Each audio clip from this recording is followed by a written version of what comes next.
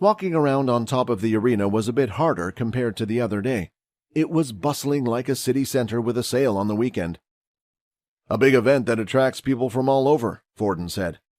Luckily, the platform was quite large and wide, allowing plenty of space for the vast amounts of people to move around. At the moment, most of the people were gathered around the screens that were stationed ever so often along the circular path. They were now turned on and were displaying the starter events for the day. The block event that the group wanted to go to was stationed on screen 7. While walking by, they managed to catch a few events on the other screens. On one of the screens, there was a soccer match going on that allowed the use of specific abilities. There were complicated rules for which abilities were allowed and not allowed for this event. It seemed quite hectic and was hard to follow along, but after the introduction of soccer ability, normal soccer just seemed boring to watch. On the next screen they passed, there were giant pillars as tall as a house. The students were told to use their abilities and craft the most beautiful object they know. It was such a joyous day, and the atmosphere around them was great. Usually on a day-to-day basis, Quinn would have someone throw an insult or a slur at him, but everyone was far too focused even to notice him or the others there. He felt guilty that he wouldn't be able to enjoy the events that were going on, since he had Peter in the back of his mind. Even if he knew why they decided to do this to Peter, he still didn't know what they would do after, nor could he do anything. He wasn't able to get strong enough in time, and hoped that after using Peter as bait, Logan thought they would allow Peter to live at school a bit longer, but before moving him on to trial. In that time frame, Quinn would try to get as strong as possible and save him. Eventually, they had finally reached screen 7, and there was already a large crowd in this section. It was the largest crowd compared to all the other screens. At first, it was mostly filled with just students, but later on, adults and others from different factions came to take a look, since they were too wondering why the event was so popular. "I didn't know Block was such a popular game," Quinn said. "It isn't," Forden replied. "I never expected there to be this many people."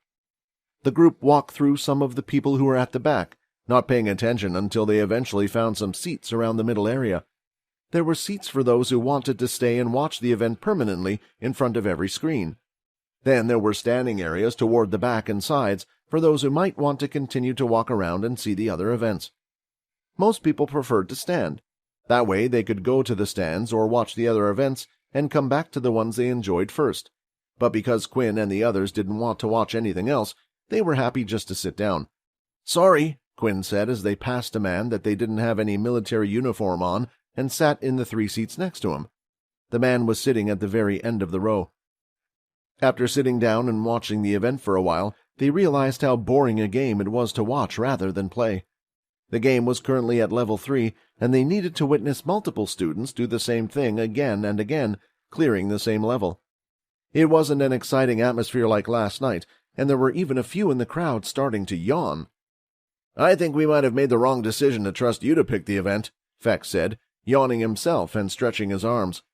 "I'll go get us some drinks and snacks. You guys can wait here," Forden said as he left his seat.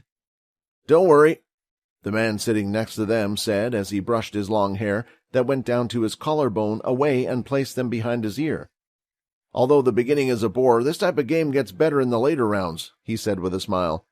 The man had beautiful, clear skin and didn't look a lot older than 20. Both Fex and Quinn didn't know what to say, so they just smiled back at the man and carried on watching the event. What he said was true, Quinn thought. The later rounds would be far more exciting, and he would love to see others perform at a level beyond 5. As the levels went up, more students started to get knocked out. It didn't seem like it was because they couldn't do it, but instead was due to the event's nerves and pressure. They had made silly mistakes at crucial times. The atmosphere was still tame. However, that all seemed to change when they announced they would start to move on to level 4. The audience members seemed to perk up and started chatting heavily among themselves. "Is there something big that happens when it reaches level 4? Fex asked. "Not that I can remember when we played yesterday. It was the same, right, even up until level 5. It just got faster and the attack patterns changed slightly," Quinn replied. The man sitting next to them had overheard their conversation. "Oh, so you managed to bet the game at level 5. I might say that's quite impressive. What's your top level?" the man asked. "I don't know," Quinn replied. "We stopped playing after level 5. We were only playing because of a bet anyway." Vorden soon returned with the drinks and snacks, and by now a few students had already passed and were knocked out by the level 4 machine. Then, when the next participant started, he did something that seemed odd. Instead of blocking the attacks, it looked like he was trying to hit the machine as soon as it moved. The students had gone wild after seeing this. "Is it him? So he was at the event after all," a student shouted. But soon after, he had made a mistake and had hit the machine before it even moved. "Fake!" another shouted. "I guess he couldn't be in the tournament, especially if he were in the video. It happened here on the top floor, remember?" another said. Quinn and Fex, with their hearing, were able to overhear the students talking. While hearing what they were saying, they looked at each other, unsure about what was happening. They didn't say a word, but had a dreadful feeling in the back of their minds. The game continued with several other students attempting to do the same thing. They were hitting the machine as soon as it moved to make it look as if it was standing still.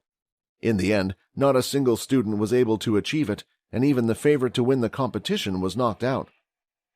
The man who was sitting by their side was finding the whole thing strange. He had watched the event multiple times in the past years, but had never seen anything like this happen, nor the level of excitement coming from the other students, nor the strategy the participants were using. "Can I ask," the man said to the student sitting in front of him, "why are they all attempting to attack the machine like that? Why not just play the game like normal?" "You mean you haven't seen the video?" the student replied. "My guess is the contestants saw the same thing we all did. There's a video of someone playing the game at level 4 who was able to attack the machine before it even moved. He managed to clear the level perfectly, not making a single mistake while doing this." The sound of something hitting the floor and then ice spilling all over the place was heard. When the man turned around, he noticed that the student sitting by his side had dropped his drink. How do they know about the video? Quinn thought. The level 4 event had ended, and since there were not very few participants, the events team needed to do something to fill the time. They decided that they would interview the favorites to win the event. It was quite a shock since most of the participants had been knocked out earlier than planned. On screen, one of the students was being interviewed who went by the name of Kyle. He was the favorite to win the event, but had attempted to do the strange actions and was knocked out in the process. "Kyle, we just wanted to ask, what made you change tactics like that? We saw many here today attempt the same thing you did today, but it seemed like a risky move that didn't pay off," the female interview asked. "This game has become too easy in the past. I knew that if I played usually, I would have had a high chance of winning, but what's the point when most likely the best person in this game isn't even participating? After seeing someone do what seemed like an impossible task, I decided I would try to challenge him in my way. The plan was to emulate what this person had done in a video I saw today. If I achieved that at level 4, I would try to do the same at level 5 and send out a challenge to him. It turns out after attempting and failing at a level 4, I respect this student even more." The screen then went back to the interview, who had a few more words to say. "For those of you unaware, the video Kyle was talking about was uploaded last night. It had become an overnight sensation due to the timing of things and how it was filmed, and done only a day before this very event and at this exact place. The video will be played on the screen now for you all to see." The screen changed once again, and now full on the big screen in front of everyone, the video of Quinn in the gaming booth was then shown. His face was blurred out, but the others, even though it was their first time seeing it, could tell that it was Quinn. The three boys continued to watch the video, which was being played on a huge screen in disbelief.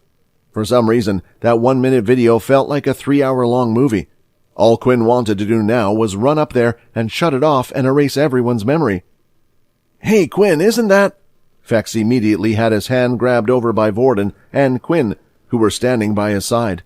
The two boys then quickly dragged Fex out of the seats as they disappeared out of the crowd. "Fex, are you crazy?" Vorden shouted in a soft but angry voice, knowing that there could still be the others around.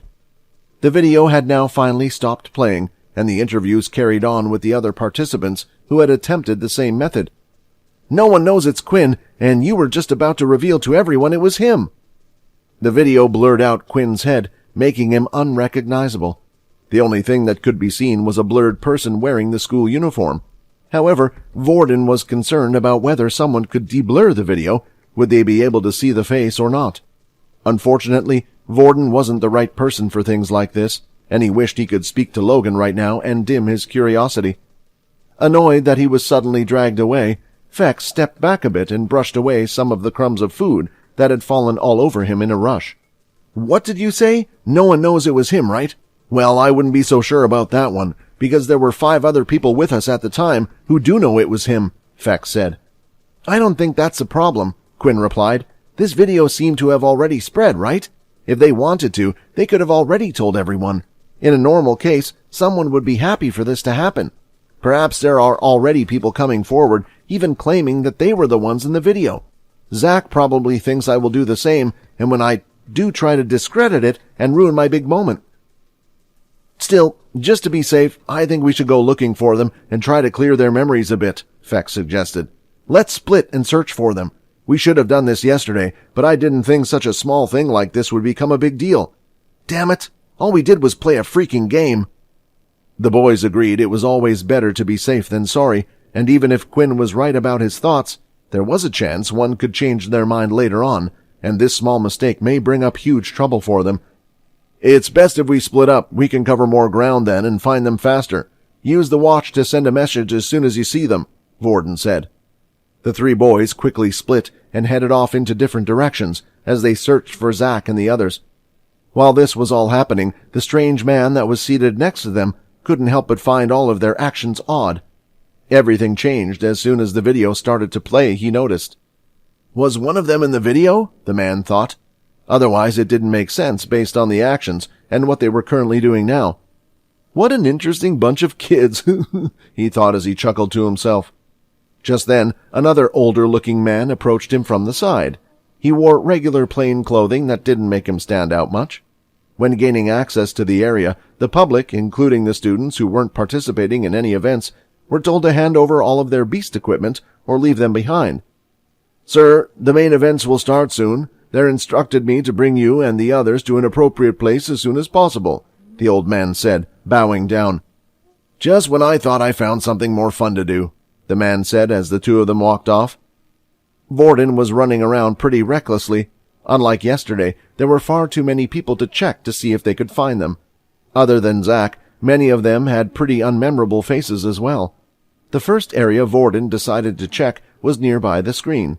At least then, he would be able to get someplace high and see from the top if he could spot anyone. Looking around, Vorden was trying to see if there was anywhere high he could get a clear view. "Need any help?" a voice called over. "Sam?" Vorden replied as he turned around. The 2 boys quickly started exchanging information, and Vorden explained what was going on and the reason for the worried look on his face. "I already saw the video as well," Sam replied, "and you're in luck. You don't have to worry about those guys.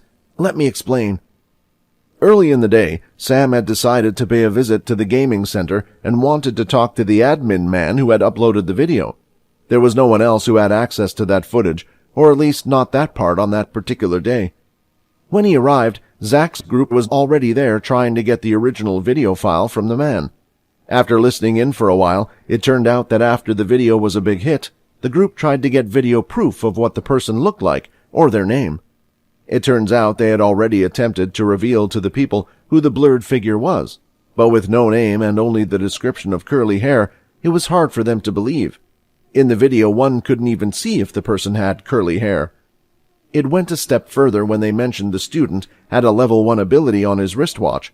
They thought this would have been a standout feature. Instead, it just became a big lie that was unbelievable. In the end, people completely ignored them.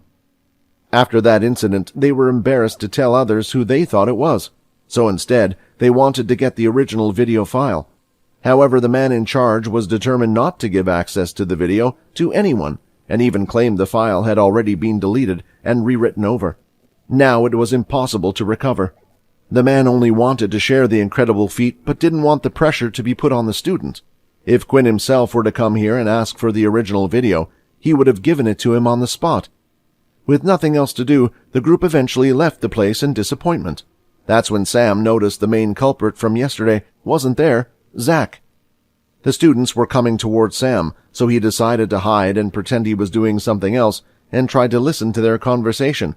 "I can't believe Zach wouldn't come with us, that wimp. I thought he was better than that. I'm telling you, man, after yesterday, he just said he doesn't want any business with that fellow. It's like he was traumatized or something," the students said as they walked past him. After learning about this incident, Vorden's heart started to calm down a little.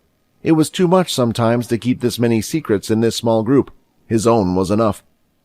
Knowing that everything was okay, Vorden decided to send a message to both Quinn and Fex to explain the situation. At the same time, Quinn had received the ping he had just found Zack. Using his hearing and a keen sense of smell, he was eventually able to locate him from yesterday. When there were large crowds of people, all he needed to do was repeatedly use his inspection skill until he found the right person. As soon as Zack's eyes met up with Quinn's, he gulped, remembering that strange feeling when he couldn't control his body.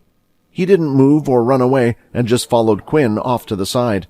When the two of them reached the edge of the arena, Zack constantly looked over the railing. Thoughts ran through his head of the possibilities this crazy person might have done. He even assumed that his ability might have been mind control. If he could control his body and tell him to stand still, maybe he could also make his look like a... I promise I haven't told anyone, and I won't. I don't even know your name or what military school you're from. From others, I heard no one believed them either, and even they know nothing about you, Zack said quickly. Quinn hadn't even asked anything or used his influence skill, and had already gotten all the information he needed. Why couldn't everything be this easy, he thought. Standing in the middle of the pathway was Fex. He was unmoving, and his watch was continually blinking, informing him he had a message that Vorden had just sent. Multiple people walked past him, but his eyes were staring dead ahead, and he didn't even blink for a second. A few meters away, another figure stood there still. I finally found you, brother. Out on the busy platform, things were starting to settle down a bit. The public who had been invited to watch the starter events were being moved out to their seats in the arena.